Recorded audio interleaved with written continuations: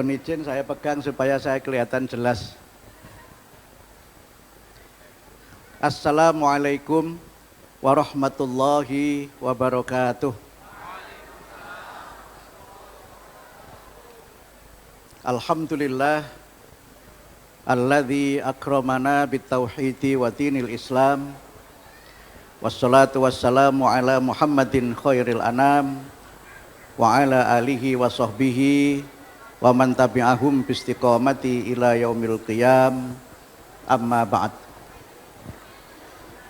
Yang mulia, yang sangat saya muliakan, Al-Mukarram Profesor Dr. Kiai Haji Said Aqil Siraj. Beliau senior saya.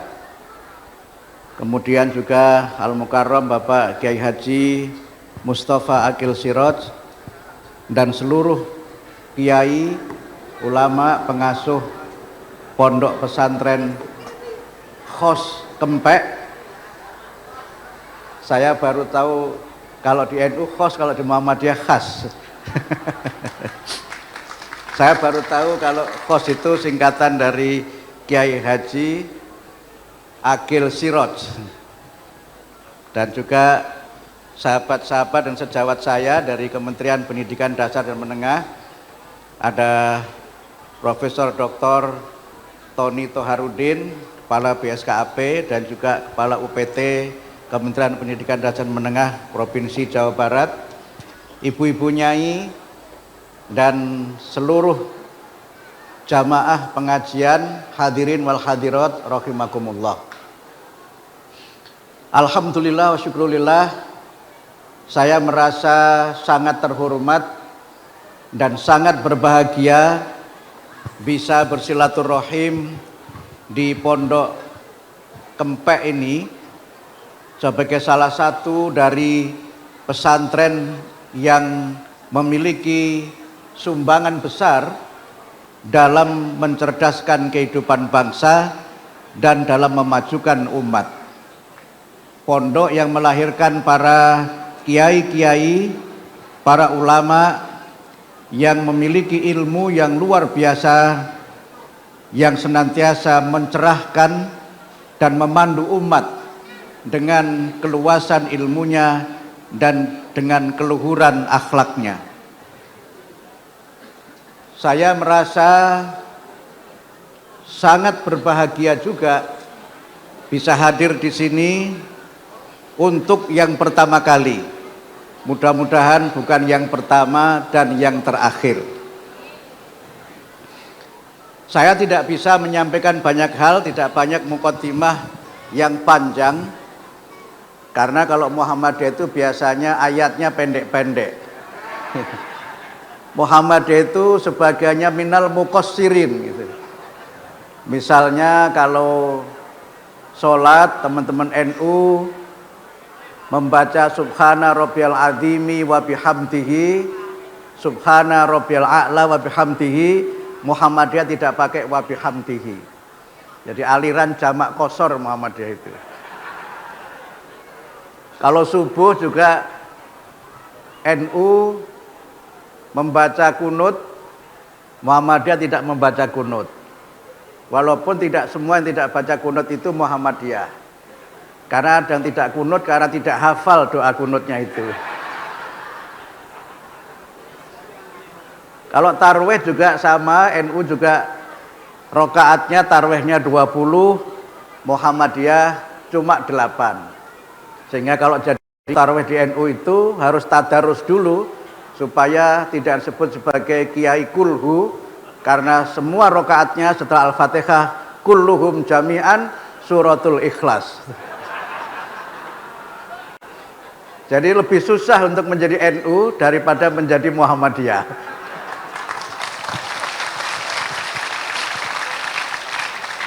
Karena itu kalau ada dari Muhammad yang pindah ke NU, itu biasanya karena memang ngajinya kurang. Saya boleh cerita pribadi, tadi Pak Kiai menyebut buyut saya itu punya pesantren besar di Kudus, Jawa Tengah. Tapi saya memang sejak kecil saya belajar mulainya dari Raudhatul Atfal Muslimat. Kemudian MI-nya, MI Ma'arif Manafi'ul Ulum. Sehingga saya belajar sedikit-sedikit. Kalau tadi ada Alfiyah Ibnu Malik, itu Alfiyah yang lebih hebat daripada Alfiyahnya Ibnu Mu'ti. Dari Imam Ibnu Malik itu menyebut dalam kitabnya, Alfiyah ini lebih baik daripada Alfiyahnya Ibnu Mu'ti. Tapi kemudian As-Suyuti menyebut Alfiyah saya lebih baik daripada Alfiyahnya Ibnu Malik. Nah mungkin kalau ada Alfiyah baru, Alfiyahnya Kiai Said lebih bagus daripada Alfiyahnya As-Suyuti, kira-kira begitu.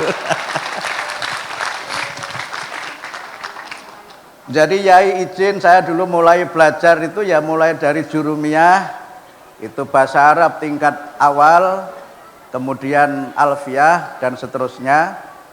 Fikihnya juga mulai dari yang dasar Safinatun Najah sampai kemudian Takrib sampai kemudian yang lainnya, dan kemudian belajar tajwid itu mulai dari tajwid yang dasar niku Yai sampai saya hafal beberapa nadhomanya itu. Salah satu yang hafal itu misalnya tentang idgham bi gunnah. Hafalan saya wadghim bi gunnatin biyan mula idza kana bikil matin kadunya fambida. Insya Allah masih hafal lah, sisa-sisanya masih ada. Kalau belajar Aqidatul Awam juga saya hafal, hum adamun idrisun nuhun huduma soleh wa ibrahim kullum mutabak, masih hafal saya. Cuma nggak boleh saya teruskan supaya antara Muhammad dan itu tetap ada perbedaannya gitu. Saya juga masih hafal Al-Berjanji, dan di dalam kitab berjanji itu yang ada di dalamnya justru Muhammadiyah. NU tidak ada dalam Al-Berjanji itu. Saya hafal bacaan ketiga itu setelah atirillahumma qabrahul karim bi arfin syadiyim min salati wa taslim. Nah Allah masih nggak berubah, berarti masih cara NU dulu juga. Kemudian bacaan ketiga itu walamma aradallahu ta'ala ibraza haqiqatihil muhammadiyah. Tuh kan Muhammadiyah yang ada, laisa fihi nadhatul ulama. Jadi terima kasih teman-teman NU terus menyebut-nyebut Muhammadiyah setiap membaca Al-Berjanji itu. Saya juga hafal bacaan keempat itu kalau mau berdiri itu nur yatala lausanah, kemudian wa muhayyan kasyamsi min kabudhi, dan seterusnya sampai selesainya bacaan yang keempat itu. Bolehlah sesekali nanti saya berjanjian di sini dicocokkan hafalannya.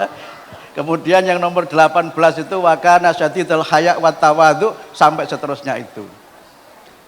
Kita umat Islam ini memiliki basis tradisi yang sama sebenarnya. Dan tadi Pak Kiai Profesor Dr. Kiai Said Agil Sirot menyebutkan bagaimana kita memiliki turos atau dasar-dasar keislaman yang kalau itu kita kuasai, umat ini akan memiliki kejayaan dan keunggulan. Banyak ilmu itu berkembang dari bagaimana kita menafsirkan dan memahami Al-Quran. Al-Qurannya warga Muhammadiyah dengan Al-Qur'annya warga Nahdlatul Ulama, Qur'annya sama, cara membacanya juga sama, tidak ada perbedaan di dalam cara membaca itu.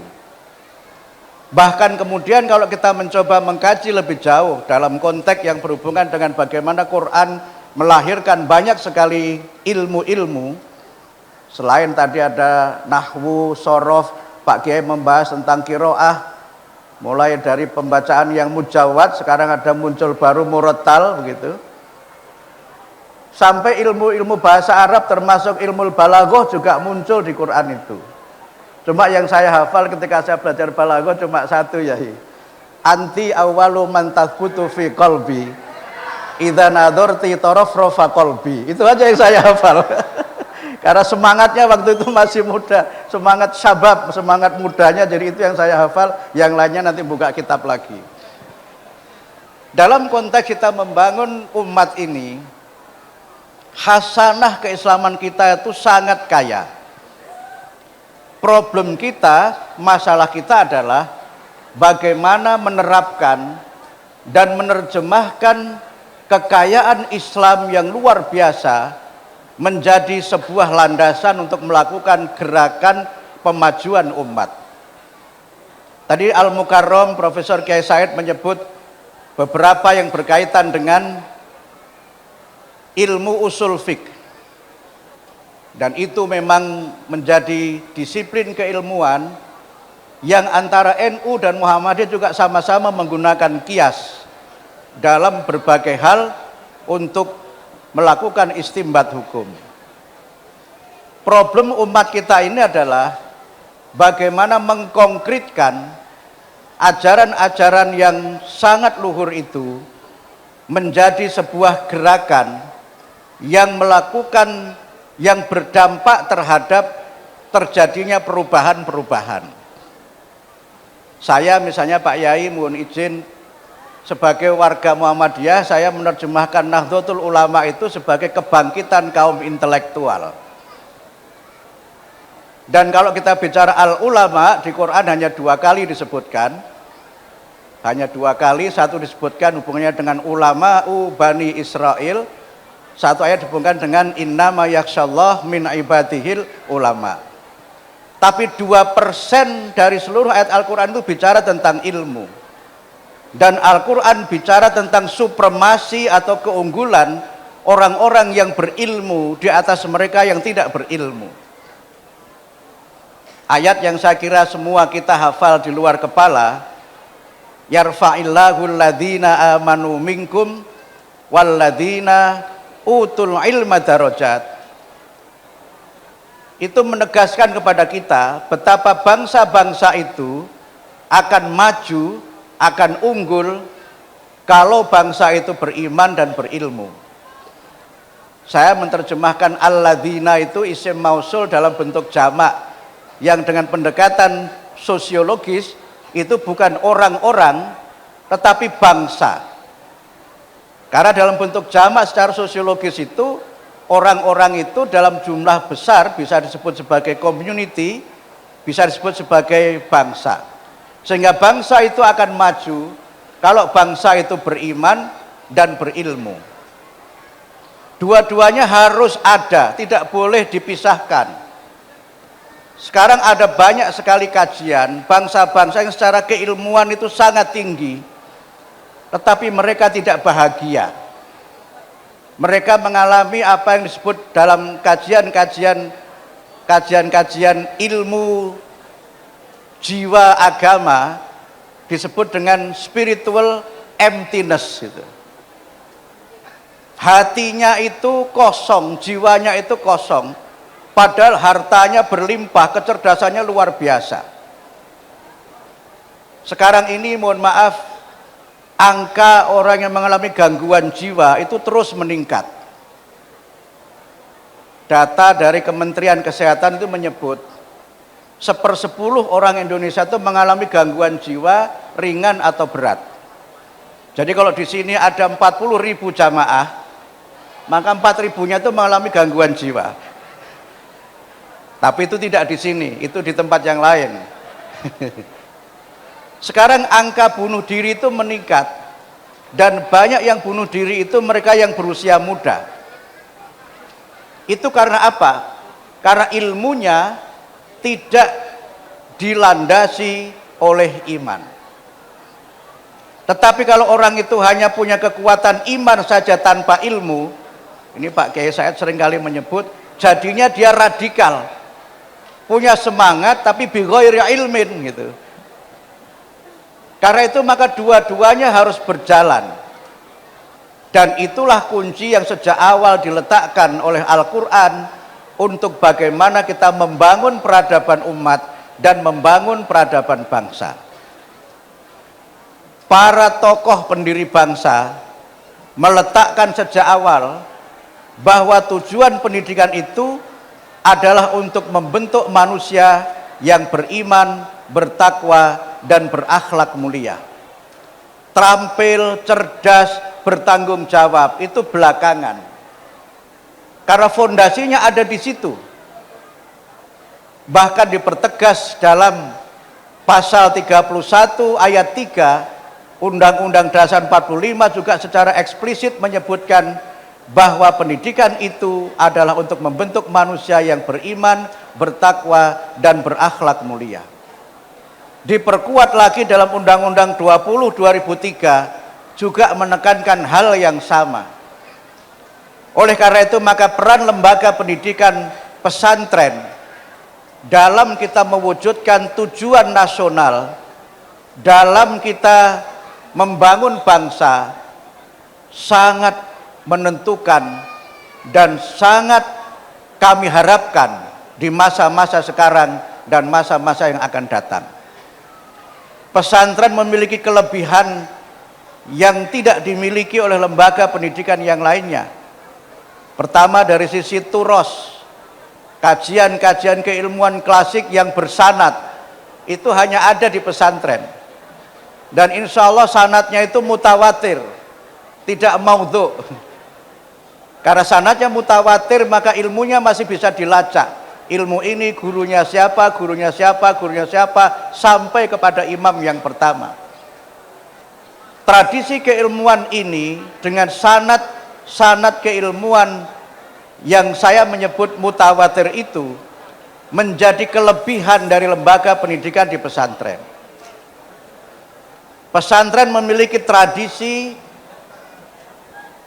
menghormati guru, menghormati ilmu, dan mencintai sesama santri itu luar biasa.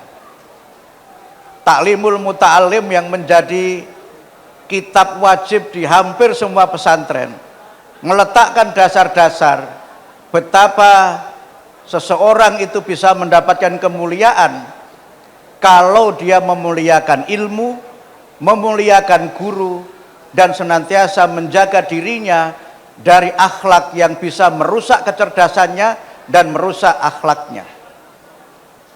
Bait di dalam Taklimul Muta'alim yang ditulis oleh Imam Az-Zarnuji itu, Pak Yai, sekarang saya kutip sebagai dasar dalam menyusun pendekatan pembelajaran mendalam. Ini yang baru dari periode saya. Tapi pembelajaran mendalam ini bukan kurikulum tapi pendekatan. Saya kutip ala lantanalul ilma illa bisittatin. Saya kutip itu, dan untuk pertama kali naskah akademik di kementerian mengutip kitab kuning. Sebelumnya selalu kitab putih. Saya memang sempat bercanda ya, mumpung menterinya lulusan UIN gitu. Sehingga supaya UIN-nya itu ada mempengaruhi lah kebijakan ini. Kalau mengutip pendapat orang-orang barat itu boleh, bahkan seringkali dianggap lebih hebat. Mengapa mengutip pendapat para ulama tentang menuntut ilmu tidak boleh? Karena itu mohon maaf, saya minta dimasukkan Taklimul Muta'alim itu sebagai referensi dalam menyusun naskah akademik pembelajaran mendalam itu, Yai. Saya masukkan konsep pendidikannya Hadratus Syekh Hasyim Asy'ari. Tapi juga saya masukkan Kiai Haji Ahmad Dahlan juga gitu. Saya masukkan juga Ki Hajar Dewantoro. Sehingga karena itu maka kita berusaha untuk bagaimana pendidikan kita ini melahirkan generasi-generasi yang imannya kuat, ilmunya tinggi. Di pesantren itu mulai ada slogan berotak Amerika, berhati Mekah, kira-kira begitu. Sehingga tadi saya salut banyak kiai-kiai di pondok ini yang mutakharij minal Azhar, tapi kemudian lil magister di Australia. S1-nya di Mesir, S2-nya di Australia. Itu saya kira sebuah kombinasi yang luar biasa. Kalau saya hanya mutakharij minal Australia, saya nggak pernah punya pengalaman belajar di Arab, sehingga kalau bahasa Arabnya Arab pating genah itu karena nggak pernah belajar di Arab. Karena itu maka dasar-dasar ini coba kita letakkan, sehingga orang yang berilmu itu harus berkorelasi dengan kesalehan-kesalehan dan akhlakul karimah Kama qala Allah Ta'ala fil Quran, yang saya bacakan tadi, innama yakhsyallaha min ibadil ulama. Sak temene wong kang temen-temen iso wedi takwa dumateng Gusti Allah ora ana liya kejaba para ulama. Mudah-mudahan penerjemahan saya tidak keliru. Masih ada sisa ngaji kitab kuningnya, masih ada.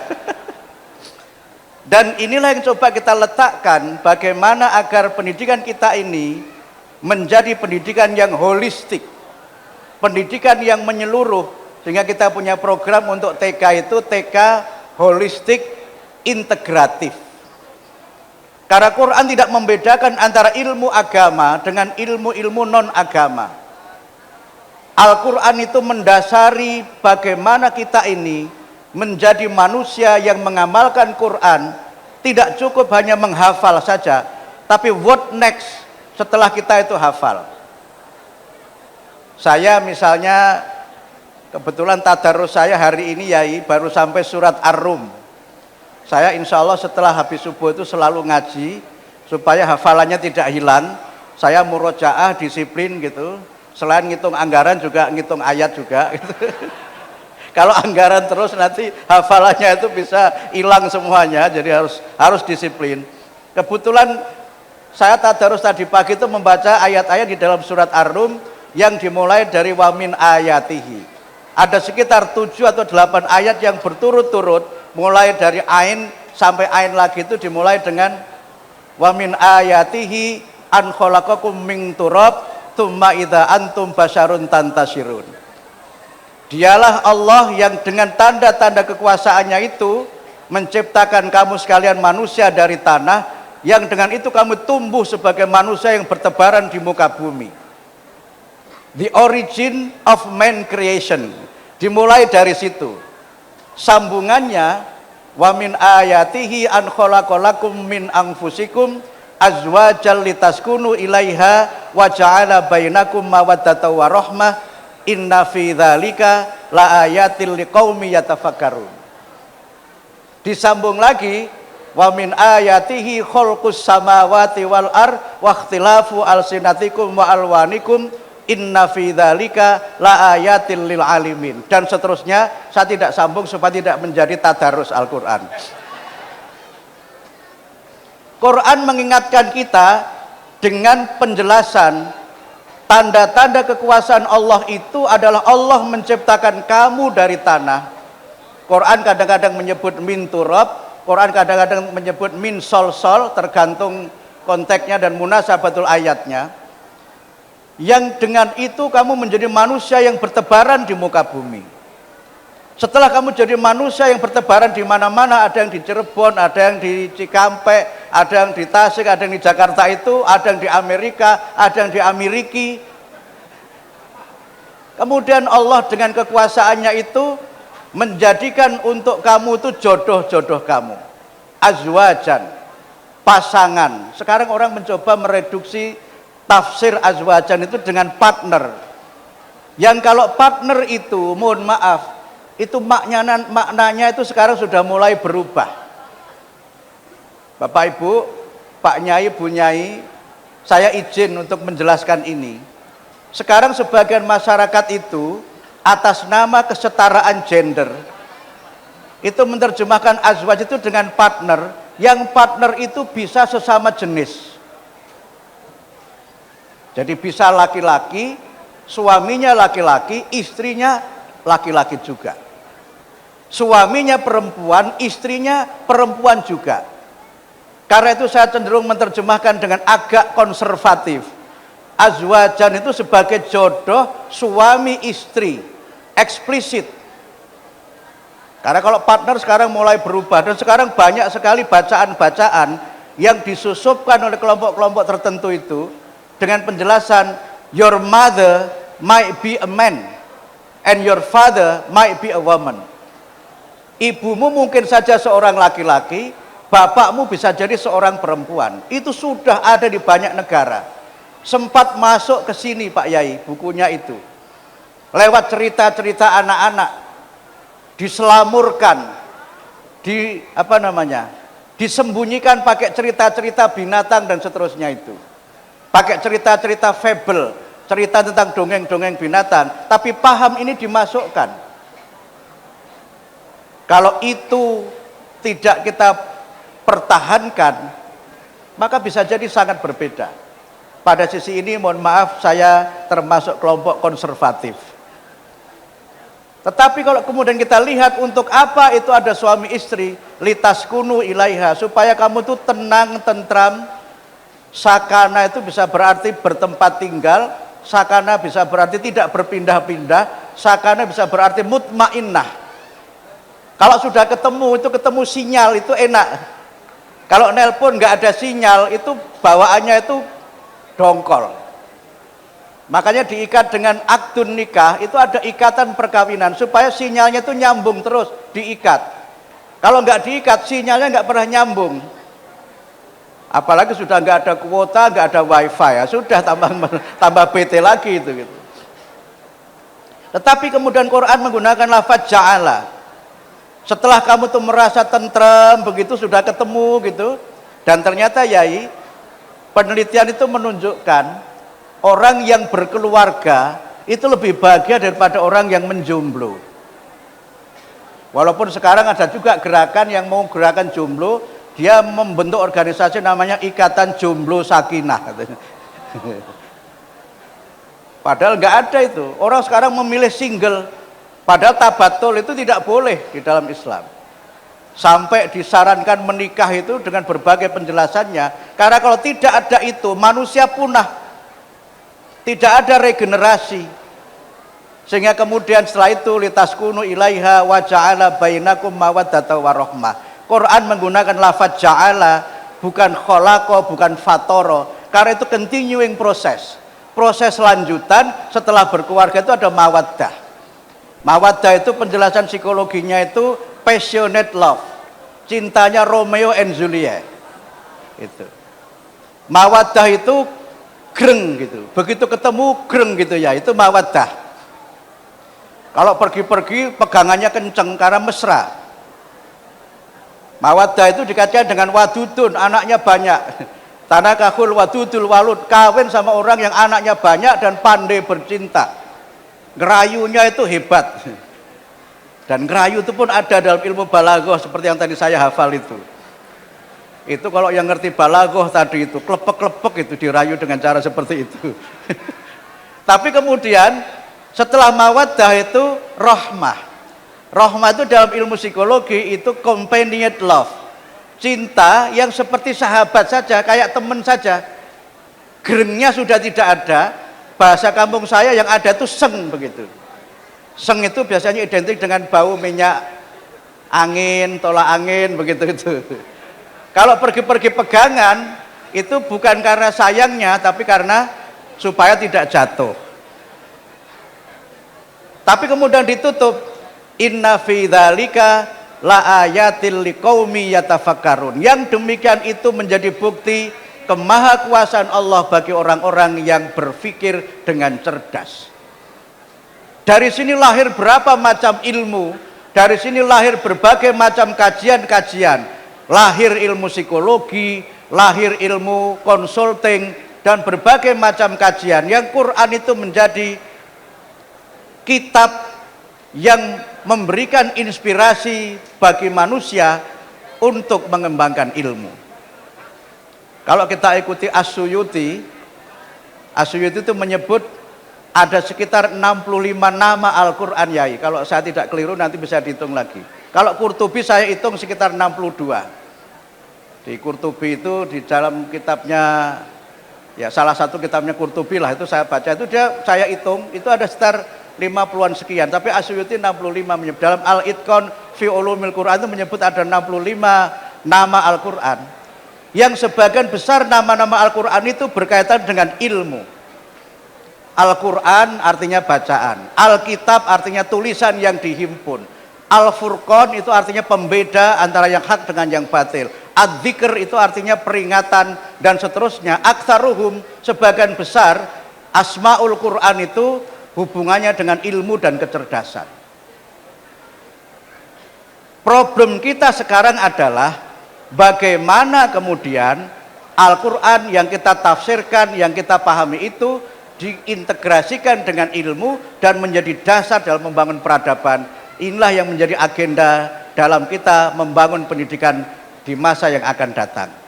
Sehingga karena itu maka izinkan Bapak Ibu sekalian, para kiai, ibu nyai, dalam kaitan inilah penguatan karakter sebagai bagian dari prioritas programnya Pak Prabowo, dan juga ditugaskan kepada kami untuk memimpin kementerian ini, berusaha agar bagaimana karakter ini kita perkuat. Dan untuk membangun karakter itu, karena tadi disebut oleh MC saya sebagai menteri, dan ini pidato pemerintah, pemerintah itu termasuk ulil amri juga nggih ya nggih. Insya Allah lah, menterinya termasuk ulil amri, insya Allah. Kalau enggak ya paling enggak makmum lah gitu, makmum li ulil amri gitu. Maka saya menerbitkan kebijakan 7 kebiasaan anak Indonesia hebat. Nah 7 kebiasaan itu sebenarnya waktu saya ke pesantren itu, bahagia sekali Yai pesantren saya kunjungi, Mas Mukti, itu kan yang kami sudah kembangkan di pesantren.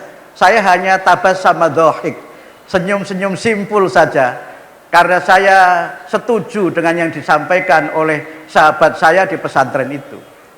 Pertama, kebiasaan bangun pagi. Itu kan pesantren banget. Kalau kita baca Quran malah bangun fajar, bukan bangun pagi. Wa minal laili fatahajjat bihi nafilatan lak. Kita diperintahkan tahajud itu. Diperintahkan bangun di separuh malam atau sepertiganya, nisfahu awingkus, separuhnya kalau bisa, kalau enggak kurang dikit-dikit juga enggak apa-apa, tapi jangan telat gitu. Kemudian setelah itu beribadah, sehingga kalau saya sambung Al-Isra tadi, inna Qur'an al-fajri kana masyhuda, sak temene sholat fajariku teman-teman disekseni kalih sedaya malaikate Gusti Allah. Itu menunjukkan fadilah bangun pagi, dan itu ada landasannya. Sehingga kalau ada kebijakan bangun pagi dilanjut dengan beribadah, itu Qur'ani. Kemudian yang ketiga itu olahraga, tadribat, olahraga ringan lah gitu, olahraga ringan, nggak harus lari-lari, nggak usah ninju-ninju begitu. Dan Rasulullah Muhammad itu juga suka olahraga. Saya baca dalam buku, judulnya itu sudah diterjemahkan Kiai, karena saya nggak ketemu buku aslinya itu, Bilik-bilik Rumah Tangga Nabi. Nabi Muhammad itu juga seneng olahraga, dan sering kalau pagi itu balapan lari sama Aisyah. Balapan larinya untuk olahraga, bukan untuk menang juga, karena selisih umurnya sangat jauh. Dan beberapa riwayat dalam Sunan Abu Dawud itu menyebut Rasulullah itu mendekati umur 60 sampai 63 beliau wafat, itu kan badannya mulai agak gemuk. Dan sholat tarawih itu kan diwahyukan ketika beliau sudah di umur-umur ini, makanya banyak istirahatnya itu. Lari itu sama Aisyah itu, lari untuk membahagiakan istri, tapi juga untuk memelihara stamina. Dan kemudian ini seringkali ditafsirkan secara dohiri ya, itu alimu auladakum as-sibahah warimayah, itu ajari anakmu itu berenang dan memanah, itu dimaknai letterlek sebagai renang dan memanah, tapi makna lainnya kan olahraga dan keterampilan hidup atau life skill. Karena kalau tidak punya keterampilan hidup, maka dia tidak akan bisa punya penghidupan untuk ma'isyah dia, untuk bekal kehidupan dia. Kemudian yang keempat itu gemar belajar. Tolabul ilmi faridhah, menuntut ilmu itu wajib. Dalam riwayat lain disebutkan utlubul ilma minal mahdi ilal lahdi. Sebagian menyebut hadisnya ini dhaif, walaupun matanya itu sahih sehingga bisa meningkatlah. Karena matanya sahih maka bisa hasan hadis ini. Tapi hasannya li ghairihi, bukan hasan li dzatihi. Walaupun kalau di NU lebih dari itu. Kalau ayat ini kan hadis tadi kan menyebut dari ayunan sampai kuburan. Kalau NU itu dari kandungan sampai dalam kuburan itu masih belajar. Dalam kandungan sudah diajari ngaji, mitoni dan sebagainya itu kan, baca surat Maryam, baca surat Yusuf itu. surat 19, surat Maryam, surat 12, surat Yusuf itu, nanti sudah masuk kubur diajari menjawab pertanyaan malaikat. Itu di NU saja, itu di Muhammadiyah nggak ada itu mengajari pertanyaan malaikat itu. Jadi NU itu melebihi hadis Nabi itu gitu. Makanya tokoh-tokoh NU itu pinter-pinter karena ngajinya itu melampaui hadis Nabi tadi itu. Kita harus menjadi orang yang gemar belajar, apapun kita pelajari. Sampai saya tidak tahu ini hadis atau qaul sahabat, utlubul ilm walau bisin itu yai. Sepertinya tidak hadis itu, sepertinya qaul sahabat. Karena kadang-kadang memang campur-campur baina qaul sahabat wa hadis itu. Tetapi walaupun pesannya itu mungkin secara hadis itu tidak sahih, tetapi pesannya tidak keliru. Kamu belajar itu kemana saja, kepada siapa saja, sehingga Ali bin Abi Thalib mengajari kita cermati apa yang dia katakan dan jangan lihat siapa yang mengatakan. Ungdur maqala wala tangdur mangqala. Sehingga kita bisa belajar dari siapa saja untuk kita ini menjadi pembelajar sepanjang hayat. Kalau kita kembali menafsirkan lain, Rasulullah Muhammad itu menerima wahyu umur 40 tahun. Itu artinya apa? Tidak ada kata terlambat untuk kita ini memulai belajar. Dan beliau menerima wahyu 23 tahun, itu menghafalkan Al-Quran selama 23 tahun. Di saat mulainya dari umur 40. Jadi jangan merasa pernah terlambat untuk menghafal Quran, karena Rasulullah pun bisa hafal Quran walaupun usianya sudah di atas 50 tahun, di atas 40 tahun. Itu menurut saya ini termasuk bayani atau enggak Kiai? Ini mungkin isyari, kira-kira begitu, tidak bayani tapi isyari. Dalam kaitan ini maka kita harus menjadi pembelajar sepanjang hayat. Kemudian yang berikutnya, makan sehat dan bergizi. Quran berulang kali memerintahkan kita untuk makan dan minum. Kulu mimma fil ardi halalan thayyiba. Nggak tahu di pondok ini sudah masuk belum Pak Yai? Makan bergizi gratis dari Pak Presiden sudah belum ya? Kalau belum, saya usulkan kepada Kepala Badan Gizi supaya ada di Pondok Kempek ini.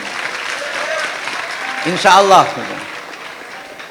Karena kalau tidak bergizi makanannya, itu akan stunting. Bahasa kampung saya itu kuntet. Nggak tahu bahasa Cirebonnya apa itu. Sami ya Pak nggih? Sami kan ya. Oleh karena itu maka harus makan yang bergizi. Nah kembali ke taklimul muta'alim itu diajari makanan yang bisa mengganggu konsentrasi belajar.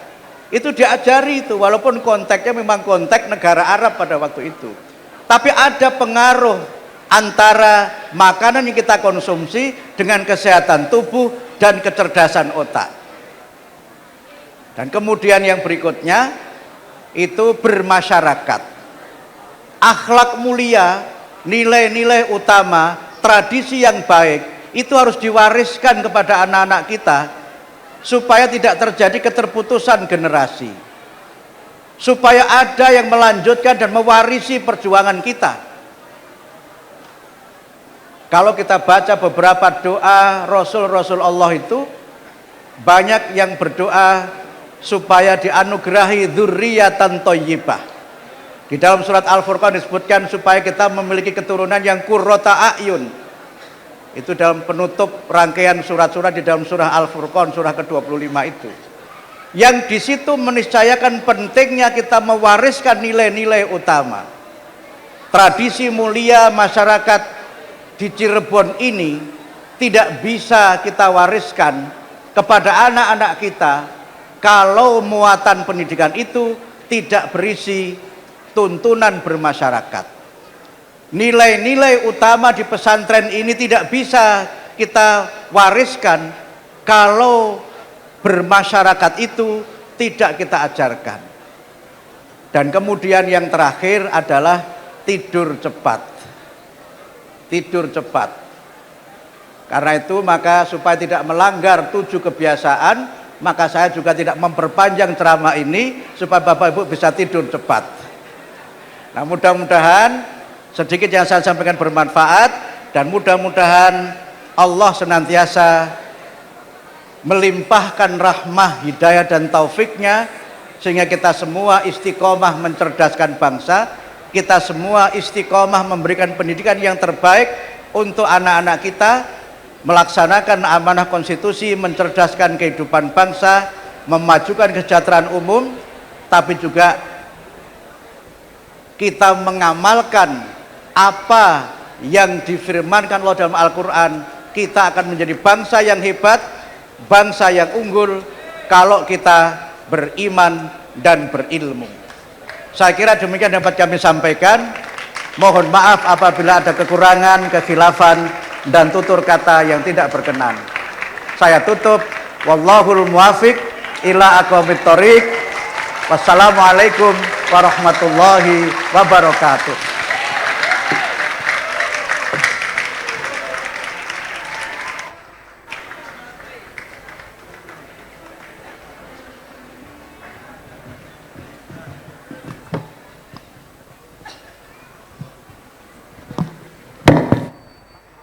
Dilanjutkan dengan penyerahan cenderamata dari pengasuh Pondok Pesantren Khas Kempek Cirebon kepada Menteri Pendidikan Dasar dan Menengah, dan penyerahan bantuan dari pemerintah kepada Pondok Pesantren Khas Kempek Cirebon. Kepada Bapak Kiai Haji Muhammad Mustafa Akil Siroj dan Bapak Profesor Dr. Haji Abdul Mu'ti MID, disilakan.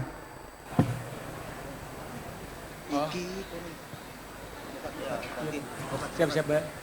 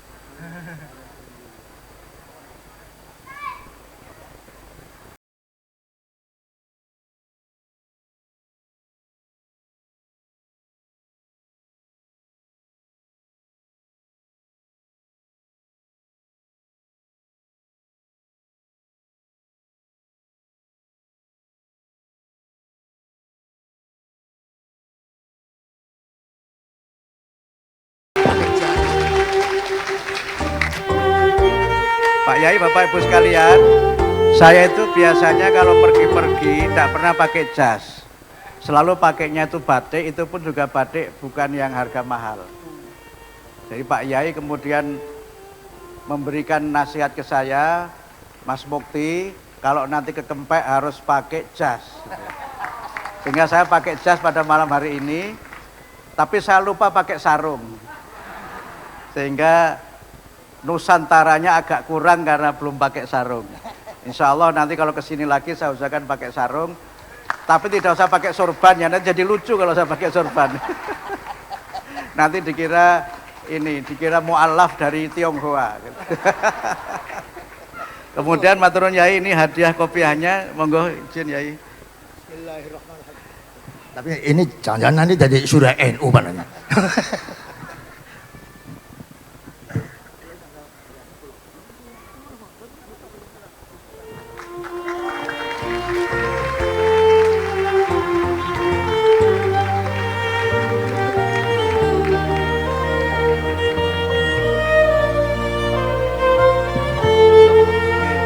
Kalau sudah pakai kopiah begini, kita tidak bisa membedakan malfarku baina Muhammadiyah wa Nahdlatul Ulama.